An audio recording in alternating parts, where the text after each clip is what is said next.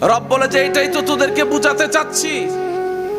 মা গাররাকা বিরাব্বিকাল কারীম, কোথায় যাচ্ছিস আমি রবকে ফেলে? পৃথিবীর এমন কোন জিনিস তোর প্রিয় হয়ে গেল আমি রবকে ভুলে গেলি তুই বান্দা? আমি না তোর মায়ের পেটে তোর যত্ন নিয়েছিলাম, আমি না তিলে তিলে তোর শরীরটাকে গঠন করে দিয়েছিলাম। পানির ভিতর নিঃশ্বাস কেউ নিতে পারে না, আমি রব তোকে তোর মায়ের পেটের মধ্যে পানির ভিতরে নিঃশ্বাস নিয়ে বাঁচিয়ে রেখেছিলাম। সুবহানাল্লাহ। বান্দা, মা গাররাকা বিরাব্বিকাল কারীম, কোথায় যাচ্ছিস আমার মতো একজন রহিম রহমানকে ফেলে? তুই কোথায় যাচ্ছিস? একদিন তো কুল্লু নাফসিন যায়িকাতুল মউতের মাধ্যমে ইন্না লিল্লাহি ওয়া ইন্না ইলাইহি রাজিউনের মাধ্যমে তো আমার কাছে তোকে ফিরতেই হবে। তোর চা না চা আসতেই হবে।